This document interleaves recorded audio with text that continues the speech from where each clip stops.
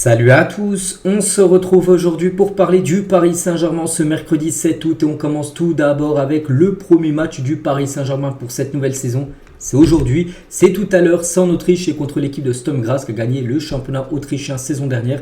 Donc ce match sera à suivre sur la chaîne PSG TV mais aussi sur beIN Sport 1 pour ceux qui veulent suivre cette rencontre. Donc seulement le premier match du PSG, des équipes qu'on a déjà disputé comme par exemple des clubs anglais comme Manchester, Arsenal ou même Liverpool. Ils ont joué au moins 3 ou 4 matchs amicaux. Le PSG seulement son premier match.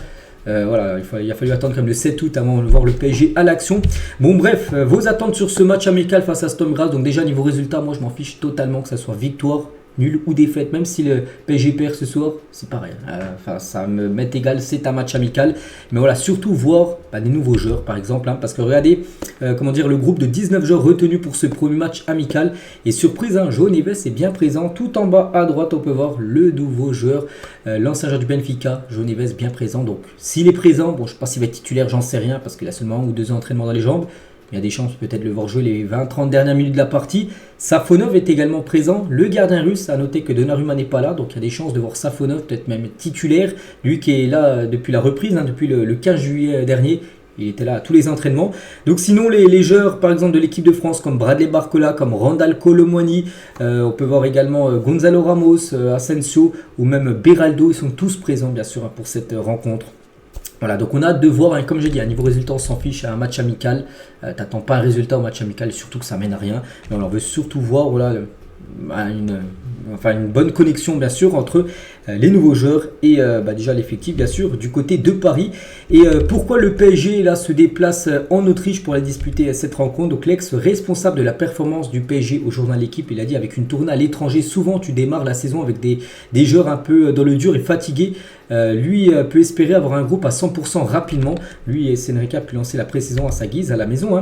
Donc Alexandre Marlès, ex-responsable de la performance, il a dit les clubs vont à l'étranger pour développer la marque et les fans, le marketing prime, mais tu ne prépares pas bien ta saison comme ça, cela occasionne de la fatigue, parce que le match aurait pu être à Paris, bien sûr, comme ça a évité de prendre l'avion, de faire Paris-Autriche.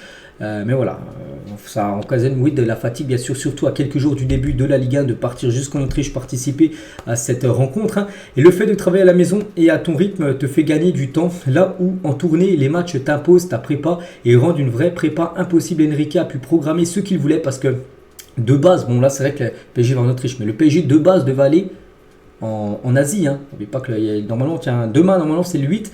Le 8 août devait être le trophée des champions contre Monaco. Ce match a été reporté parce qu'en gros il y a eu des problèmes pour organiser ce match. De base le PSG devait aller en Asie pour jouer ce match. Et du coup ils sont restés quand même à Paris pour faire cette pré-saison. Il dit que c'est un plus malgré que le PSG se déplace aujourd'hui. Un petit déplacement quand même en Autriche pour aller participer à cette rencontre. Donc voilà ce qu'elle va dire sur ce match. On en reparlera demain. 18h30 le coup d'envoi. Voilà, si vous voulez suivre, ça sera sur beIN Sport 1. On continue, on va parler maintenant du mercato et de ce joueur qui devrait être la troisième recrue officielle du PSG et document examiné aujourd'hui entre le PSG et l'Eintracht Francfort pour le transfert de William Pacho. Le joueur se rendra très prochainement à Paris pour passer sa visite médicale. C'est Fabrizio Romano qui confirme en gros que ce joueur va débarquer du côté de Paris. Il a déjà son Erwigo, Fabrizio Romano, et tout est bouclé. Donc c'est un transfert estimé à 40 millions d'euros plus peut-être 5 millions de bonus. Défenseur central. Et concernant ce joueur, le responsable du recrutement de Royal Antwerp sur Pacho, sur ce joueur qui doit être parisien, sa qualité principale c'est qu'il s'adapte et apprend vite. Chez nous, il a été capable de faire ce que demande le coach rapidement et en plus il a un très bon physique. Après il a aussi quelques problèmes. Parfois il a eu des problèmes pour renouveler les efforts à haute intensité pour récupérer le ballon. Quelques sautes de concentration, cela pose une question sur sa capacité à jouer dans une ligne de 4 face à des joueurs très rapides. Donc peut-être les joueurs rapides il n'aime pas ça, les joueurs en face de lui, parce qu'il est plutôt quand même physiquement grand, tout ça. Donc quand tu as des joueurs vifs devant lui, il est un peu en danger, il a un peu de mal on peut dire. Et toujours avec cette personne qui parle du nouveau normalement défenseur du PSG. Au duel, il a des qualités similaires à celles de Virgil van Dijk. Que sur l'homme, c'est très dur à le passer, mais peut-être après rapidement, tu le prends facile de vitesse, hein. Ou même Kimpembe à son prime, hein, quand il faut attendre ou avancer pour défendre, il fait les bons choix. C'est un défenseur stable, hein, qui reste debout et qui est difficile à éliminer. C'est juste, comme je dis, la vitesse où c'est son point faible. Donc voilà, quelques caractéristiques par rapport à ce joueur-là. Et techniquement, c'est un bon joueur. Il est capable de trouver des bonnes passes, surtout des passes courtes ou longues. Il n'a pas de problème à jouer sous pression, mais physiquement, il est limité par un manque de mobilité, de vivacité, parce qu'il est grand, peut-être plutôt lourd, un peu à l'image de Skriniar. On espère qu'il va un peu plus vite que Skriniar, parce que Skriniar, c'est quand même très limite. Donc voilà les gars, ce joueur qui devrait être parisien. Donc on a de voir, hein, peut-être là dans cette semaine, ça devrait être signé officiel, on espère. On continue, on va parler de Sancho et confirmation. Fabrizio Romano a envoyé un tweet là pour parler de Sancho il y a quelques minutes. Il a dit: Manchester United n'a toujours pas reçu d'offre du Paris Saint-Germain pour Jadon Sancho malgré l'intérêt du club parisien. Donc le PSG est intéressé, c'est bien d'être intéressé, mais il faut concrétiser en faisant une offre, et pour l'instant Manchester n'a rien reçu. Donc voilà, tant qu'ils n'ont pas reçu, le transfert ne va pas se faire, hein. L'avenir du joueur reste ouvert, il pourra encore quitter Manchester dans les dernières semaines en cas de proposition importante. Donc oui, il peut quitter Manchester et venir au PSG, mais il faut que maintenant le PSG fasse cette première offre qu'ils n'ont toujours pas faite à l'équipe des Red Devils. Concernant Kimmich, confirmation, donc Kimmich a bien refusé de rejoindre le Paris Saint-Germain. Paris avait informé le Bayern de son intérêt concret pour le recruter, pour prendre qui est le joueur Kimmich, hein. Mais les Allemands ont informé le club de la capitale du refus du joueur. Donc voilà, hein, comme j'ai dit les gars, maintenant si un joueur veut pas venir à Paris, il faut clôturer l'affaire. Donc Kimmich, on met une croix sur lui, il veut pas venir, il a refusé le PSG, donc il ne souhaite pas venir. Bon, après il fait ce qu'il veut, bien sûr, chacun a son choix, enfin fait son choix dans sa carrière de footballeur, enfin quand on parle de foot.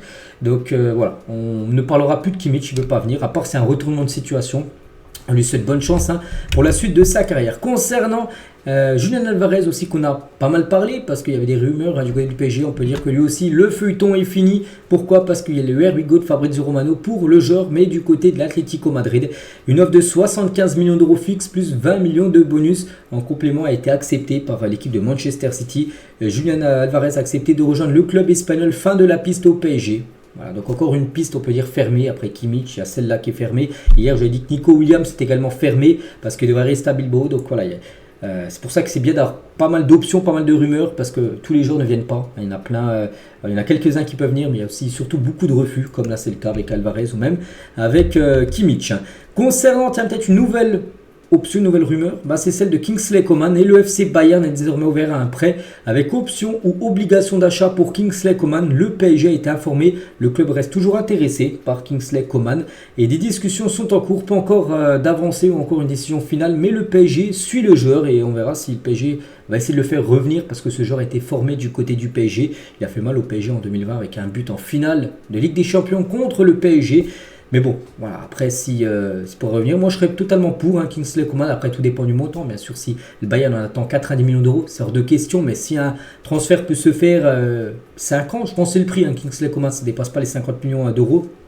Oui, bien évidemment, c'est totalement jouable pour le PSG. Et concernant Désiré Doué, le Bayern veut finaliser la venue de Désiré Doué avec la vente de Mazraoui et de De Ligt, parce que ces deux joueurs-là, Mazraoui, donc déjà Mazraoui il devrait aller à Manchester et De Ligt, je ne sais pas où il devrait filer, peut-être à Manchester également. Et du coup, avec l'argent récupéré, ils aimeraient l'investir directement sur Désiré Doué, que le PSG veut également recruter. Mais pas que le joueur prendra sa décision après les JO.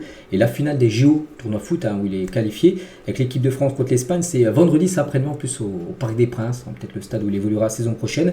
Donc voilà, dès le week-end, peut-être samedi, dimanche, on saura enfin ce qu'il va faire, que ça soit oui ou non. Même si c'est non, on serait déçu que c'est non. Mais comme ça, au moins, tu peux passer à autre chose. Voilà, que là, tu attends toujours. Voilà, il y a toujours des rumeurs sur lui. Et voilà, quand tu auras vraiment la décision définitive, on sera fixé sur Désiré Doué. On continue, on va parler aussi du PSG Academy. Voilà, le PSG annonce ouvrir sa PSG Academy au Maroc dès la rentrée de septembre prochain.